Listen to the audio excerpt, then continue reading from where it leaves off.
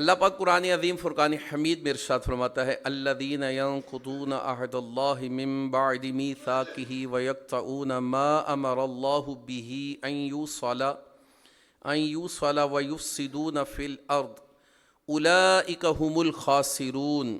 صدق اللہ العظیم۔ پیارے اسلام بھائی، ہم نے پارہ 1 سورہ بقرہ کی آیت نمبر 27 سننے کی سعادت حاصل کی۔ اس آیہ کریمہ میں جو کچھ بیان کیا گیا ہے اس کو بھی ہم انشاءاللہ سننے کی سعادت حاصل کریں گے اور اس کو سمجھنے کی کوشش کریں گے۔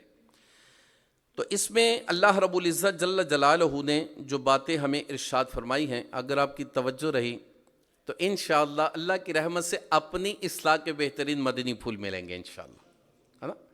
کیونکہ اپنی اصلاح جب بندے کی ہو جاتی ہے نا تو دوسروں کی اصلاح کرنا بھی آسان ہو جاتا ہے، اور فی زمانہ تو اپنی اصلاح ہی کرنا مشکل نظر آتا ہے۔ تو اللہ رب العزت نے جو قرآن عظیم کی اس آیہ مبارکہ میں فرمایا، اس میں فرمایا الذین ینقضون عہد اللہ من بعد میثاقہ، فرمایا کہ وہ لوگ جو اللہ کے وعدے کو پختہ ہونے کے بعد توڑ ڈالتے ہیں۔ یہ کچھ عیب بیان کیے گئے ہیں خسارے والے لوگوں کے، کہ انسانوں کے اندر کون سی برائیاں پائی جا رہی ہیں۔ تو پہلا عیب یہ ہے کہ اللہ سے وعدہ کر کے توڑ ڈالتے ہیں۔ کون سے وعدے توڑتے ہیں؟ اس کا مطلب یہ ہے، اس کا معنی یہ ہے، علماء کرام ارشاد فرماتے ہیں کہ اس کے احکام یہ ہیں کہ اللہ کے وعدے کو توڑنا یہ ہے کہ جو اللہ نے احکامات فرمائے ہیں اس پر عمل نہ کرنا۔ مثال کے طور پر نماز پڑھنے کا اللہ نے حکم دیا، تو جو نماز نہیں پڑھتے انہوں نے اللہ کے وعدے کو توڑ دیا، اللہ کے حکم کو توڑ دیا۔ اسی طرح روزہ رکھنے کا حکم ہے، اور جتنے بھی احکامات آپ غور کر لیجئے ان کو توڑنا جو ہے وہ اس آیت کے زمرے میں آتا ہے اور اللہ کے وعدے کو توڑنا کہلاتا ہے۔ آگے مزید اللہ پاک ارشاد فرماتا ہے وَيَقْطَعُونَ مَا أَمَرَ اللَّهُ بِهِ أَن يُوصَلَ، ترجمہ کنز العرفان، اور اس چیز کو کاٹتے ہیں جس کے جوڑنے کا اللہ نے حکم دیا ہے۔ یہ دوسرا عیب ہے، اور وہ دوسرا عیب کیا ہے؟ کاٹنا۔ وہ کیا کاٹنا ہے؟ وہ ہے ہر وہ رشتہ، ہر وہ تعلق جسے اللہ پاک نے جوڑنے کا حکم دیا ہے اور ہم اسے کیا کرتے ہیں؟ توڑ دیتے ہیں۔ مثلا ہمیں والدین سے رشتہ نبھانے کا حکم ہے، تو آج والدین انتہائی دکھی نظر آتے ہیں۔ میرے نوجوان اسلامی بھائی عاشقان رسول یہاں کثیر تعداد میں موجود ہیں، غور کیجئے گا کہیں ہم تو اس مرض میں مبتلا نہیں جو 2 ابھی بیان ہوئے۔ دوسرا یہ، کیا ہم تو والدین کے ساتھ تعلق توڑنے والے نہیں؟ یقین کیجئے ایک تعداد ہے، چونکہ دعوت اسلامی کے مدنی ماحول سے وابستہ ہوں میں، اور والد جو ماں باپ ہیں یقین کیجئے شکایت کرتے نظر آتے اکثر اپنے بچوں کی، کہ دعا کریں جی اولاد اچھی ہو جائے، دعا کریں جی اولاد نافرمان ہوگی۔ یہ ایک بہت بڑا مسئلہ آج کل ہمارے معاشرے میں پایا جا رہا ہے۔ والدین کے ساتھ بہت بدسلوکی کی جا رہی ہے، اور اس کی بیسک مین بنیادی وجہ جو نظر آئے گی وہ یہ نظر آئے گی کہ علم دین سے دوری اور نیک لوگوں کی صحبت سے دوری، جو خوف خدا والے، عشق مصطفیٰ والے لوگ، علماء کرام، ان کی صحبت سے بھی دوری، کہ جہاں سے یہ چیزیں سیکھی جا سکتی تھیں وہاں نہیں پہنچایا گیا۔ اچھا، اگر کوئی کہے، جیسے دعوت اسلامی کے ماحول میں کہا جاتا ہے کہ آئیے آپ کو سکھاتے ہیں، آئیے مدنی قافلے میں سفر کیجئے، تو اکثر اوقات، بسا اوقات نہیں، اکثر اوقات یہ دیکھنے میں آتا ہے کہ والدین ہی رکاوٹ ہوتے ہیں اپنی اولاد کی تربیت کے حوالے سے، کہ نہیں قافلے میں نہیں جانا، نہیں بالکل مولوی نہیں بن جانا۔ یہ ایسے جملے سننے کو ملتے ہیں۔ پھر وہی والدین یہ شکوہ کرتے نظر آتے کہ ہماری اولاد نافرمان ہوگی۔ بھائی اگر آپ نے اولاد کی تربیت کے حوالے سے کوشش کی ہوتی تو آج یہ دن نہ دیکھنے پڑتے، نہ اولاد نافرمان ہوتی، کیونکہ اولاد کو قرآن کی تربیت دی نہیں، اولاد کو وہ احکامات سکھائے ہی نہیں جو اللہ کے حکم کو توڑنے والے، کاٹنے والے تھے، تو اولاد نے تو نافرمان ہونا تھا۔ اولاد کو وہ سکھایا جس کی اس کو ضرورت نہیں تھی، وہ علم سکھایا جو صرف دنیا کے لیے تھا، آخرت کے لیے نہیں تھا۔ مثال کے طور پر دنیا ہی دنیا سکھا دی، ڈاکٹر بنا دیا، انجینئر بنا دیا، پائلٹ بنا دیا۔ ہمارے رکن شورا حاجی افروز عطاری بڑی پیاری گفتگو فرماتے ہیں کہ اس وقت جو دور چل رہا ہے نا، ہم جو نالج حاصل کرتے ہیں وہ ریلیونٹ نہیں ہے۔ ہماری جو ضرورت کا علم ہے یہ وہ نہیں ہے۔ جو ہم پر فرض ہے یہ وہ نہیں ہے. مثال کے طور پر آپ فرماتے ہیں نوجوانوں کو پوچھ کر دیکھیے کہ 9 بال کیا ہوتی ہے, تو سارے کہیں گے 9 بال یہ چیز ہے. اچھا بھی لیگ بائی کیا ہے, یہ ہے. رن آؤٹ کیا ہے, یہ ارریلیونٹ ہے. آپ کو اس کھیل کا تو پتا ہے, لیکن اسی نوجوان کو پوچھئے بھائی نماز کے فرائض کتنے ہیں, وضو کے فرض کتنے ہیں, غسل کے فرض کتنے ہیں, تو یہی نوجوان جو کرکٹ کے میدان کے بارے میں پوری نالج رکھتا ہے, دین اسلام کی بیسک بنیادی معلومات کے حوالے سے یہ بالکل کورا اور ان پڑھ نظر آتا ہے, یعنی جاہل نظر آتا ہے. اور اگر ایسے نوجوان کو اگرچہ اس نے بہت ساری ڈگریاں بھی حاصل کی ہوں, دنیا کی لحاظ سے یہ پڑھا لکھا ہے, لیکن دین کے لحاظ سے جاہل ہے, اور اگر اس کو جاہل کہیں گے تو پھر اس کو برا بھی محسوس ہوتا ہے کہ مجھے جاہل کہا جا رہا ہے. تو بھائی علم دین کے لحاظ سے تو آپ جاہل ہی ہیں, علم تو نہیں ہے آپ کے پاس, فرض علوم جو آپ کو حاصل ہونے چاہیے تھے وہ نہیں ہیں. اور انہی میں سے ایک یہ تھا کہ ماں باپ کے ساتھ اچھا سلوک کرنا تھا, جو کہ آج کی نوجوان نسل نہیں کر رہی, اور یہ اللہ کے احکامات کو توڑنے والا کام ہے.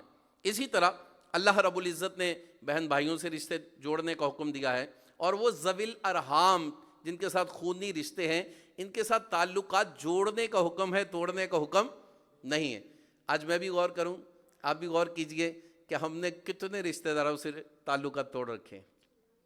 غور کریں ذرا, کسی کے بھائی کے ساتھ نہیں بنتی, کسی کی بہن کے ساتھ نہیں بنتی. اچھا یہ شادی سے پہلے اگر بنتی بھی تھی تو اب شادی کے بعد بالکل ہی نہیں بنتی. تیرے بچے نے کیا سی تو میرے بچے نے کیا سی, اچھا جی میں نے انجینی سے بلایا تو میں نے انجینی سے بلایا. یعنی ایسی باتیں جو ہے ہی نہیں, کچھ بھی نہیں ہے, اوقات ہی نہیں ان باتوں کی. ان باتوں کی وجہ سے اللہ کے احکامات کو چھوڑ کر رشتے توڑ کر کاٹ کر بیٹھے ہوئے ہیں. اور علمان الحفیظ ایسے ایسے جملے سننے کو ملتے, یقین کیجئے کہ بندہ کانوں کو ہاتھ لگا لے. یہاں تک لوگ کہنے سے گریز نہیں کرتے, تو میرے واسطے مر گیا تو میں تیرے واسطے مر گیا. یہ تو ہو ہی نہیں سکتا. اور ایسے ایسے بھی لوگ اس معاشرے میں پائے جاتے. یقین کیجئے ایسا ہونا نہیں چاہیے کہ اپنی اولاد کو اپنی جائیداد سے آگ کر کے چلے جاتے ہیں, بے دخل کر دیتے ہیں. بے دخل کرنے کا اختیار ہی نہیں ہے. اب یہ سارے معاملات کیوں ہیں؟ تو علماء کرام یہاں پر تشریف فرما ہے, آپ ان سے پوچھئے تو پتہ ہی چلے گا کہ علم دین سے دوری. اور یہ علم دین سیکھنا یہ ہمارے لیے بہت ضروری چیزیں تھی جو ہم نے نہیں سیکھی. تو پیارے اسلامی بھائیو, غور کیجئے کہ اللہ رب العزت کے جو احکامات ہیں ان پر ہماری توجہ کتنی ہے. تو غور فرمائیے کہ اگر ہم اللہ کے وہ وعدے توڑ رہے ہیں, نماز نہیں پڑھ رہے, روزے نہیں رکھ رہے, اور جو احکامات پر ان پر عمل نہیں ہو رہا, تو نیت کیجئے کہ انشاءاللہ ان پر عمل کریں گے. ٹھیک ہے نا. اور اس کے ساتھ ساتھ یہ جو دوسری بات رشتے توڑنے والا, اس کو جوڑیے یار. یقین کیجئے رشتے توڑنے والے کی عمریں کم ہوتی ہیں. مفتی قاسم صاحب ایک آیت کی تفسیر میں بڑی لمبی گفتگو سورہ حجرات کی ایک آیت کے تحت بڑی تفصیل گفتگو فرماتے ہیں کہ رشتے توڑنے والے کی عمریں کم ہوتی ہیں, ہے نا. ایک حدیث پاک میں بھی اس کا مفہوم ہے کہ رشتے جوڑنے والے کی عمریں طویل ہوتی ہیں. تو میں نے ایک دن اس پر تھوڑا سا غور کیا کہ کیسے عمریں کم ہو سکتی ہیں. رشتہ ٹوٹ گیا بس ٹھیک ہے, عمر کیسے کم ہوگی؟ رشتہ جوڑنے سے عمر کیسے زیادہ ہوگی؟ میں نے غور کیا, کافی دن میں سوچتا رہا. پھر سوچتے سوچتے کچھ پڑھا, کچھ دیکھا, کچھ سنا, تو پھر یہ رزلٹ پتہ چلا کہ جو آقا نے فرمایا وہ سچ فرمایا. اچھا وہ کیسے؟ تحقیق کی نا, تھوڑی ریسرچ کی. رشتے توڑنے سے عمریں کیسے کم ہوتی ہیں؟ کسی نے کچھ کہہ دیا, سمجھیے گا اس چیز کو, کسی نے کچھ کہہ دیا, کچھ بھی برا بھلا کہہ دیا, ٹھیک ہے. اب ہم نے کدھر پال کے رکھنا ہے؟ دل اور دماغ میں. سوچتے رہنا ہے اینے میں نویا کیسی, رشتہ تو توڑ دیا ہے, اب جلتے رہنا, کڑتے رہنا. جہاں کہیں وہ شخص نظر آ گیا, اگرچہ وہ ہمارے رشتہ دار ہی ہے, اب اس کو دیکھ کر کیا کیفیت ہوتی ہے؟ اگرچہ چہرے پہ جھوٹی مسکراہٹ آ بھی جائے تو دل اور دماغ تو گواہی نہیں دیتے, اس کو قبول نہیں کرتے. غصہ ہوتا ہے, اندر سے بلڈ پریشر چڑھ رہا ہوتا ہے, شوگر ہائی ہو رہی ہوتی ہے. اور جب یہ چیزیں ہائی ہوتی ہیں تو بندے کی عمر کم بھی ہوتی ہے, بڑھتی نہیں ہے. اور جو خوش رہنے والے افراد ہیں, جو سب کے ساتھ اور چلو کوئی غل نہیں کھا رہے یار, اپنے سی کہہ دیتا سی نا, یہ یقین کیجئے جو ایسا کہنے والے افراد ہیں ان کی عمریں زیادہ ہیں. ایک یہ اکاڑا والی سائٹ پہ ایک بابا جی تھے, ان کا انٹرویو شائع کیا گیا سوشل میڈیا پہ. ان کی عمر 100 سال سے زیادہ تھی. ان سے پوچھا گیا, بابا جی آپ کیا کھاتے ہیں, آپ کی عمر 100 سال سے زیادہ ہے؟ ان کو, بیٹا کچھ بھی نہیں, جڑے سارے کھاندے میں کھا لینا. نہیں پھر بھی تسی تو کچھ اسپیشل کھاندے ہوو گے کہ جی وجہ تو تہاڈی عمر 100 سال ہے تو حالے بھی کوئی شوگر نہیں, بلڈ پریشر نہیں, بیماریاں نہیں, کی وجہ دسو تسی لوگ سارے پریشان نے, بیمار نے, کوئی ایسا نسخہ تو دسو جڑا تسی کھاندے ہو.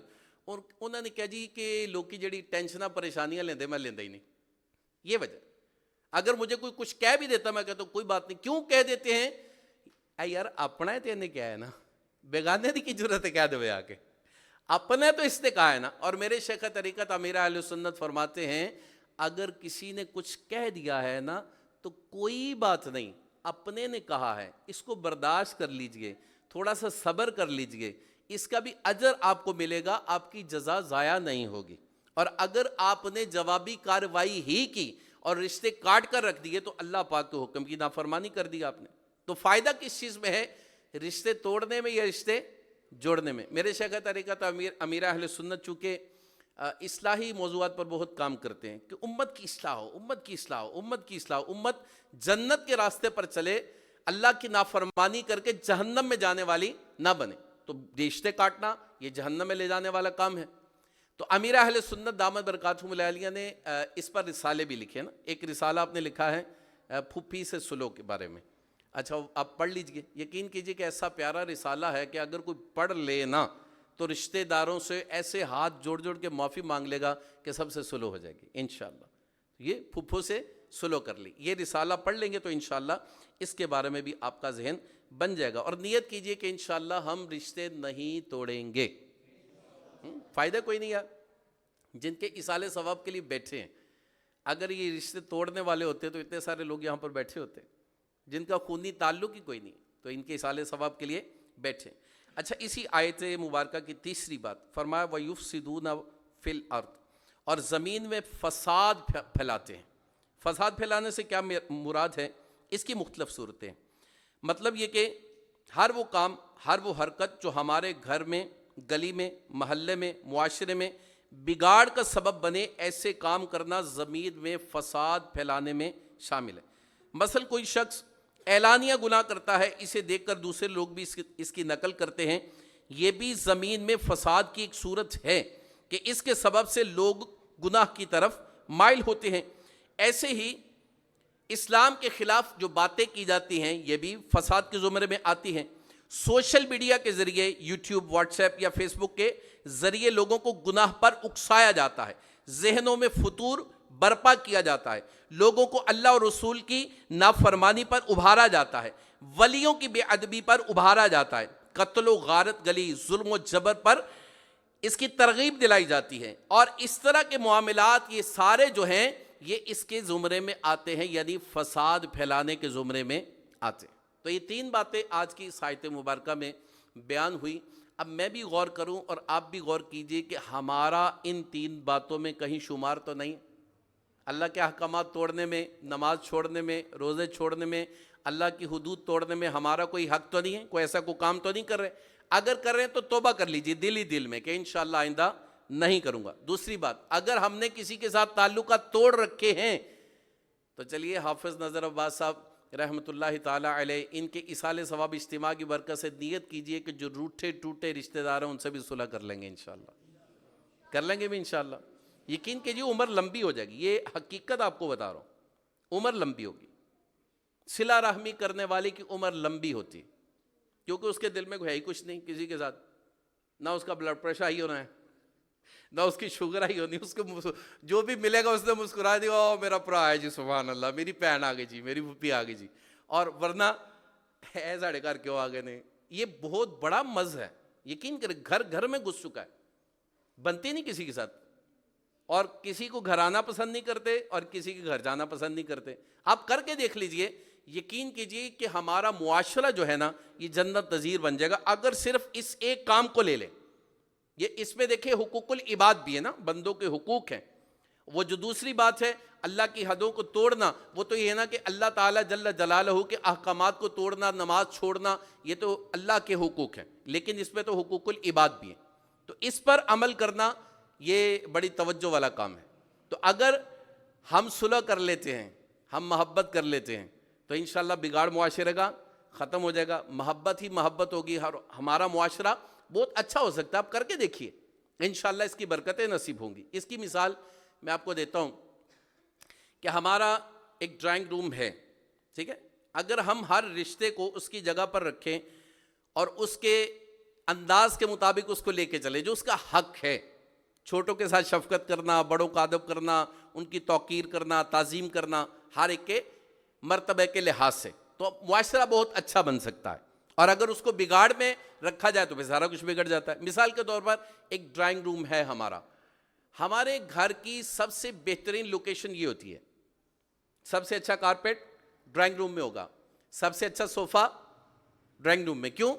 یہاں پر مہمان آتے ہیں، اچھی بات ہے، مہمانوں کے لیے اچھی جگہ ہونی چاہیے، اچھے سے پردے لگاتے ہیں، اے سی بھی لگا ہوتا ہے، شیشے والی الماریاں بھی لگاتے ہیں، ہر ایک جگہ کا انتخاب بہترین ہوتا ہے۔ کبھی کوئی یہ نہیں کرے گا کہ اے سی کو زمین پر رکھے، کرے گا کوئی؟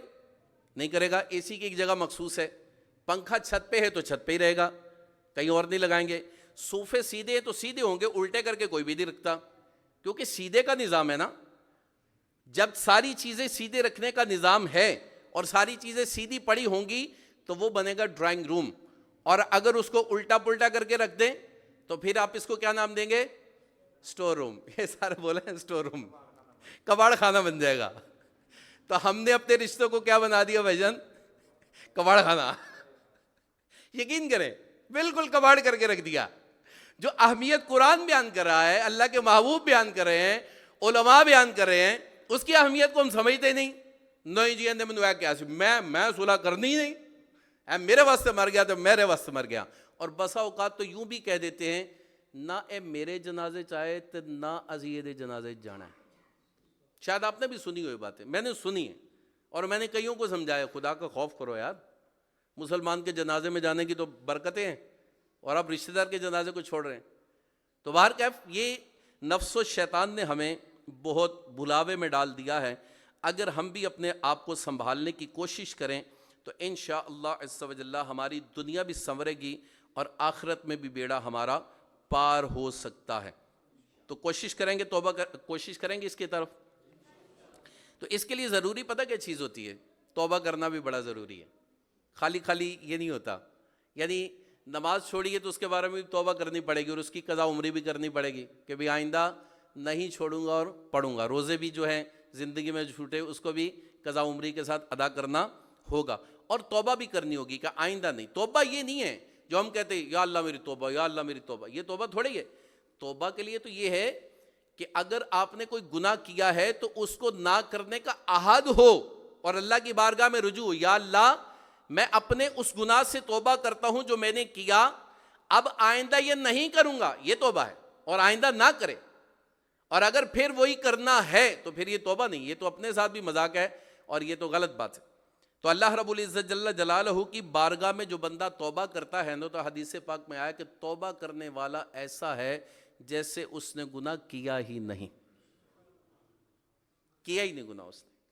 آج دیکھیے کہ بندہ تھوڑا سا بھی کوئی کام کرتا ہے، جیسے ابھی ہم نے رشتہ داروں کی بات لی، کوئی بات کہہ دے گا نا، آپ جتنا مرضی، یہ جو زبان کے چیرے ہوتے ہیں نا، تلوار کے جو زخم ہوتے ہیں وہ بھر جاتے ہیں، کہتے ہیں زبان کے زخم نہیں بھرتے، وہ کہیں نہ کہیں تازہ رہ جاتے ہیں، ٹھیک ہے۔ لیکن اللہ رب العزت کا نظام دیکھیے کہ جتنے مرضی دنیا بھر کے گناہ کر کے آپ چلے جائیں، اللہ کی بارگاہ میں توبہ کر لے تو اللہ کے محبوب فرما رہے ایسا ہے جیسے اس نے گناہ ڈیلیٹ کر دے گا۔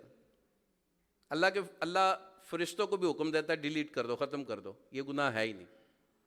تو اللہ کا تو نظام ایسا ہے، تو ہم اپنے دل میں لوگوں کی برائیاں پال کے کیوں بیٹھے؟ تو انشاءاللہ ہم اپنے دل کو صاف کریں گے، اپنے گناہوں سے توبہ کریں گے، اور اپنی زندگی کو انشاءاللہ بزرگان دین کے نقش قدم پر چلانے کی کوشش کریں گے۔ تو پیارے اسلامی بھائیو، آخر میں آپ کو کچھ اور باتیں عرض کرتا ہوں کہ اللہ پاک کے آخری نبی صلی اللہ علیہ وسلم نے فرمایا، یہ بھی رشتہ داروں کے حوالے سے ہی فرمایا کہ جو حق پر ہوتے ہوئے جھگڑا ختم کرے، میں اس کے لیے جنت کے کنارے ایک گھر کی ضمانت دیتا ہوں۔ اب یہ میری بات ان لوگوں کے لیے ہے جن کے دل میں یہ ہوگا، یار اسی تے حق تے ہیں بھائی، اسی تے کیا ہی کچھ بھی نہیں سی، کوئی بات نہیں یار، آپ صلو میں پہل کر لیجئے۔ حضرت حسن اور حضرت حسین، حسنین کریمین رضی اللہ تعالی عنہما، ان دونوں صاحبین کے درمیان تھوڑی سی رنجش ہو گئی، ہے نا. اور حضرت حسین رضی اللہ تعالی عنہ نے بڑے بھائی جان حضرت حسن رضی اللہ تعالی عنہ کی خدمت میں عرض کیا، بھائی جان آپ مجھ سے صلح کر لیں. انہوں نے صلح کر لی. تو کسی نے پوچھا کہ آپ بھی تو صلح کر سکتے تھے پہلے، تو آپ نے صلح کیوں نہیں کی؟ کہا کہ میں نے آقا کریم صلی اللہ علیہ وسلم سے، نانا جان سے سنا ہے کہ جو پہلے صلح کرتا ہے وہ پہلے جنت میں جائے گا. تو میں نے چاہا کہ میرے بڑے بھائی جان مجھ سے پہلے جنت میں جائیں، اس لیے میں نے پہلے ان کو صلح کرنے کی دعوت دی. تو ہم بھی اگر چاہتے کہ ہم پہلے جنت میں جائیں، اور آقا کریم نے ویسے بھی ہمیں جنت کے کنارے پر گھر کی ضمانت دی، تو پھر تو ہمیں سب سے پہلے آگے بڑھ کر صلح کر لینی چاہیے. ذہن بنتا ہے جی؟ یقین کریں مزے کو مزہ آ جائے گا. شیطان کی تو ناک خواہ کلود ہو جائے گی کہ یار یہ کیا ہو گیا، میں تو لڑائی جھگڑے کر کے تو ان کو پتہ نہیں کدھر لے جانا چاہتا تھا، اور یہ سارے آج صلح کا ذہن بنا کے جا رہے ہیں. تو انشاءاللہ اس کے فائدے کیا ہوں گے، صلہ رحمی کے، صلح کرنے کے فائدے کیا ہوں گے؟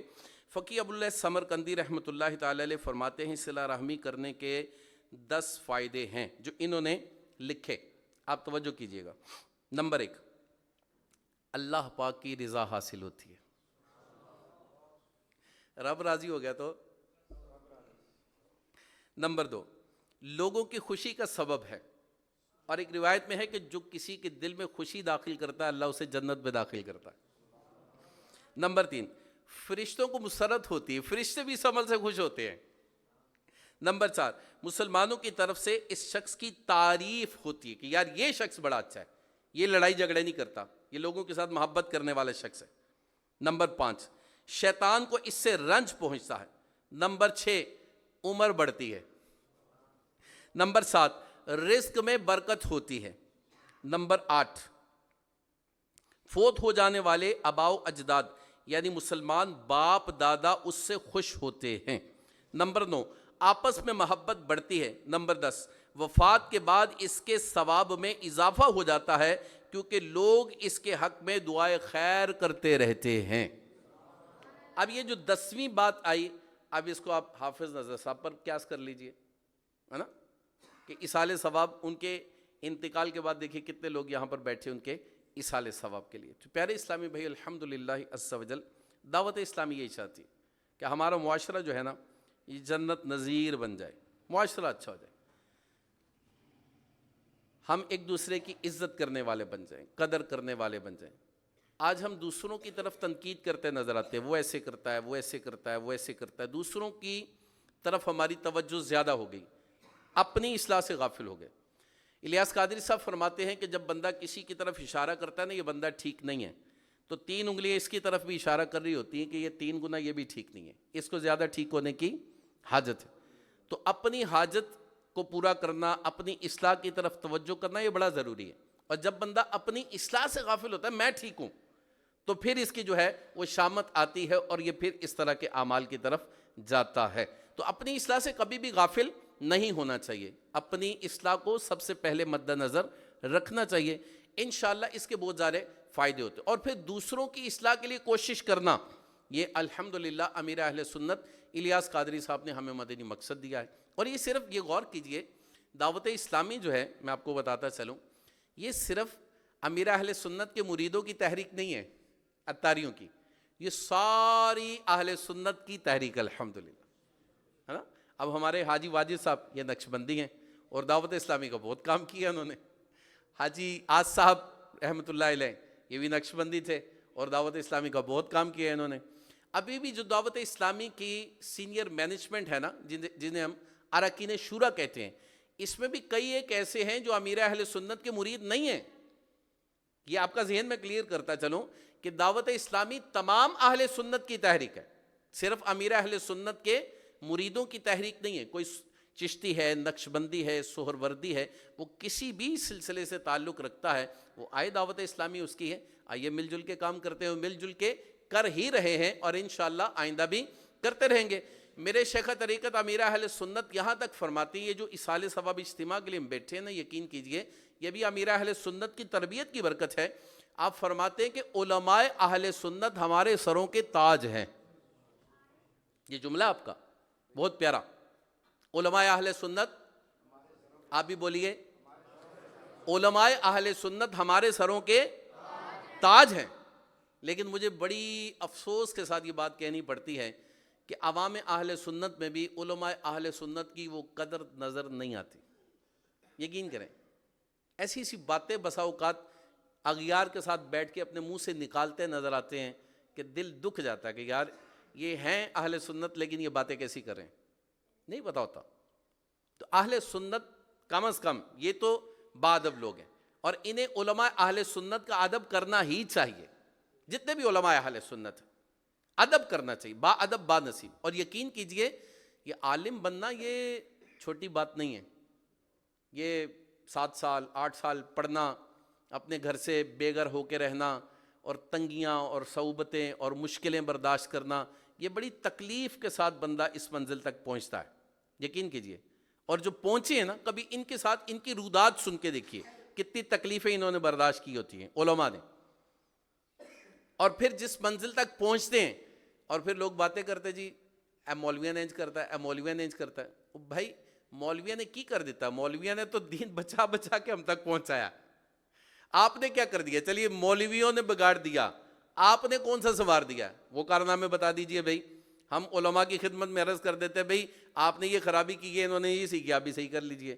تو نظر یہ آئے گا کہ آپ نے بھی صحیح کچھ نہیں کیا، تو جو صحیح کر رہے ہیں انہیں کرنے دیجئے، اور ان کی صحبت اختیار کیجئے، شیطان کے وسوسوں میں مت آئیے۔ میرے شیخ طریقت امیر اہل سنت فرماتے ہیں علماء اہل سنت کے قدموں سے لگ کے رہیے، انشاءاللہ جنت میں چلے جائیں گے۔ عالم دین یہ آپ کو گناہ سے بچائیں گے، یہ آپ کو صحیح اور غلط کی پہچان کروائیں گے، یہ آپ کو حلال اور حرام کی تمیز بتائیں گے۔ آج کل کے دور میں تو رزق حلال کمانا، یہ چھوٹی سی بات آپ کے کر کے میں آگے بڑھتا ہوں، رزق حلال اور حرام کی تمیز ہی اٹھتی چلی جا رہی ہے۔ ایسے جدید مسائل ہیں، یقین کیجئے کہ اگر آپ سنیں تو آپ حیران ہو جائیں گے۔ لیکن الحمدللہ اللہ پاک کی کروڑ ہا کروڑ رحمت ہے کہ دعوت اسلامی کا ایک شعبہ جو ہے وہ کون سا ہے؟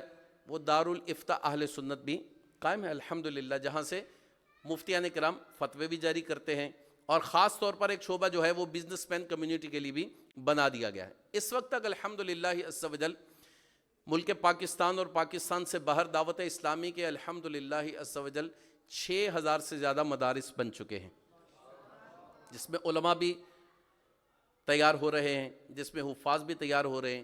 اس وقت تک دعوت اسلامی الحمدللہ 2.5 لاکھ سے زیادہ حافظ قرآن بنا چکی ہے، اور تقریباً 7 لاکھ کے قریب اس وقت بچے بچیاں دعوت اسلامی کے مدارس میں تعلیم حاصل کر رہے ہیں حفظ و ناظرہ کی، اور درس نظامی کے ادارے بھی الحمدللہ عز و جل وہ بھی اپنی مثال آپ ہی ہیں کہ ہزاروں کی تعداد میں دعوت اسلامی علماء ہر سال بنا دیتی ہے۔ اسلامی بھائی اور اسلامی بہنیں، بہت بڑی تعداد میں یہ کام ہو رہا ہے الحمدللہ عز و جل۔ نہ صرف ملک پاکستان بلکہ پاکستان کے باہر بھی یہ خدمات کا سلسلہ جاری و ساری ہے۔ اچھا، پھر ایک اور طبقہ دیکھا جاتا ہے جو دین کی بات ان معنوں میں سننا پسند نہیں کرتا، وہ کہتا ہے جی انسانیت کی بات کریں، انسانیت کی بات کریں، انسانیت کی بات ہونی چاہیے، آپ صرف دین کی بات کرتے انسانیت کی بات نہیں کرتے۔ تو الحمدللہ عز و جل یوں سمجھیے کہ ان معنوں میں کرونا بھی رحمت بن کے آیا کہ دعوت اسلامی کا ایک شعبہ جو ہے وہ بہت بڑے ہیوج پیمانے پر کام کرنے والا بن گیا، اور وہ شعبہ ہے FGRF، فیضان گلوبل ریلیف فاؤنڈیشن۔ یہ پوری دنیا میں کام کرتا ہے۔ جیسے کرونا آیا، ملک پاکستان میں لاک ڈاؤن تھا، اور تھیلیسیمیا کے مریض مر رہے تھے۔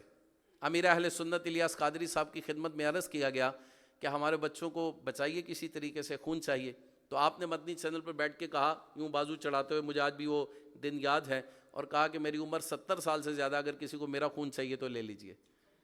پھر دعوت اسلامی والے میدان میں آئے ہوئی، بلڈ کیمپ لگائے۔ ہمارے رائیونڈ میں بھی جب بلڈ کیمپ لگا تھا، شدید لاک ڈاؤن تھا، فوج بھی تھی، پولیس بھی تھی، راستے بند تھے، لیکن الحمدللہ عز و جل بلڈ کیمپ لگا۔ اتنی تعداد تھی کہ جو بلڈ لینے کے لیے ادارے آئے تھے نا گاڑی لے کے، وہ کہنے لگے بھائی ساڑھے کو جگہ ختم ہوگی، ہم نہیں لے سکتے۔ اور اس وقت تک دعوت اسلامی الحمدللہ عز و جل، یہ ریکارڈ ہے آپ کی پیاری تحریک دعوت اسلامی کا، انسانیت کی خدمت کا۔ وہاں یہ نہیں دیکھا گیا یہ سنی ہے، یہ کون ہے، سب کے بچے۔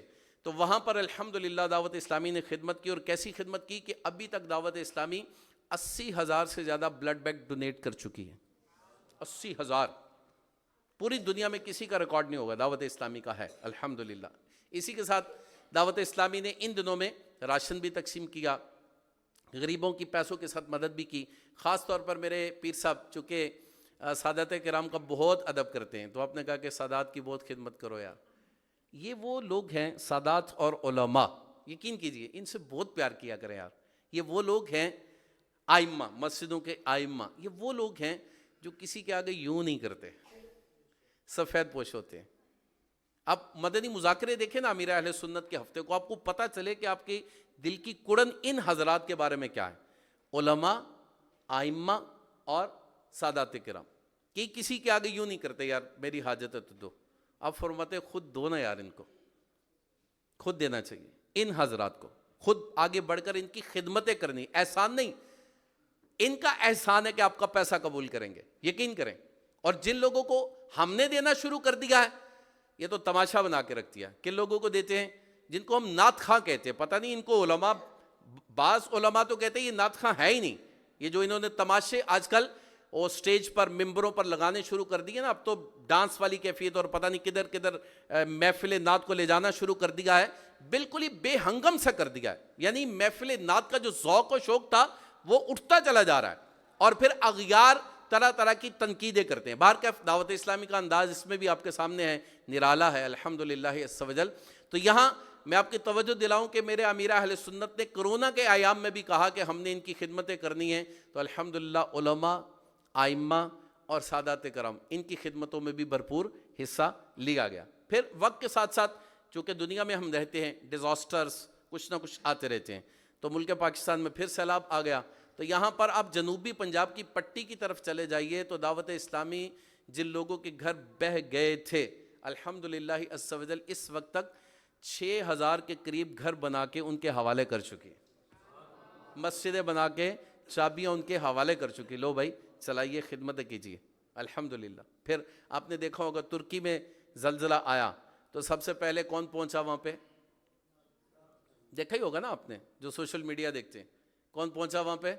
لوگ باتیں کرتے رہ گئے، یقین کیجئے، اور دعوت اسلامی پہنچ گئی، کیونکہ دعوت اسلامی بھولتی نہیں ہے۔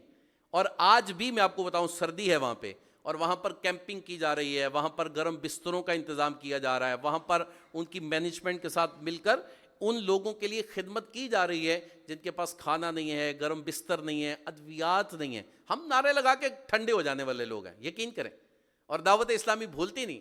میرے نگران شورا حاجی عمران فرماتے دعوت اسلامی بھولتی نہیں، جس کام کو لیتی ہے اس کو توڑ چڑھاتی ہے۔ پھر آگے فلسطین کی طرف چلیے تو کیسے حالات ہیں، اللہ ان کی غیب سے مدد فرمائے، لیکن پہنچا کون خدمت کے لیے؟ دعوت اسلامی، الحمدللہ دعوت اسلامی پہنچی مسجدوں کے حوالے سے۔ ہاں وہ تو بنا ہی رہی دعوت اسلامی، ہر سال الحمدللہ 600 سے زیادہ مسجدیں بنا دیتی۔ میں تھوڑا جو فلاحی کام دعوت اسلامی کری وہ بھی تھوڑا میں آپ کو بتانا چاہ رہا تھا الحمدللہ۔ تو یہ دعوت اسلامی کا ایک ادارہ FGRF۔ پھر پودے لگانے کی بات آئی تو الحمدللہ عز و جل تقریباً ملک پاکستان میں دعوت اسلامی والے سیزن ٹو سیزن اس وقت الحمدللہ عز و جل 50 لاکھ پودے لگا چکے ہیں ملک پاکستان کی بقا کے لیے۔ آب و ہوا اچھی ہوگی، ہمارا نظام اچھا ہوگا انشاءاللہ۔ تو جو کام ہمارے ملک کے لیے ضروری ہے دعوت اسلامی وہ بھی کر رہی ہے، جو ہماری شریعت کے مطابق ہمارے لیے ضروری ہے دعوت اسلامی وہ بھی کر رہی، حسین امتزاج کے ساتھ کر رہی۔ آپ بھی آئیے دعوت اسلامی کے ساتھ وابستہ ہو جائیے، مل جل کے انشاءاللہ دین کی خدمت کرتے ہیں، لوگوں کی خدمت کرتے ہیں۔ ابھی کل قصور میں ایک کسان اجتماع رکھا گیا، غریب لوگ ہیں، وہ کھاد کے لیے پیسے نہیں لوگوں کے پاس، تو وہاں پر ایک بہت بڑا کسان اجتماع رکھا گیا جہاں پر ان کو فری کھاد تقسیم کی گئی۔ یہ آپ کی دعوت اسلامی کہ کسی نہ کسی طریقے سے مدد کی جائے، کسی نہ کسی طریقے سے دکھیاری امت کی مدد کی جائے۔ تو اس مدد میں آپ بھی ساتھ شامل ہو سکتے ہیں، حصہ ملا سکتے ہیں، انشاءاللہ مل جل کر دین کی خدمت کریں گے۔ اللہ رب العزت جل جلالہ ہمیں خوب دین اسلام کی خدمت کرنے، لوگوں کی خدمت کرنے کی توفیق عطا فرمائے۔